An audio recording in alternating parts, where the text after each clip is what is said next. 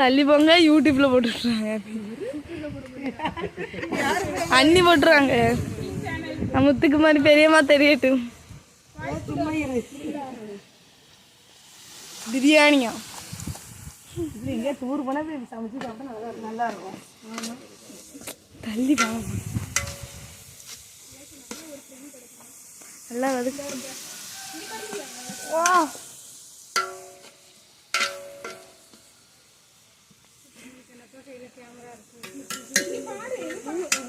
அழகா இருக்கு கேமரா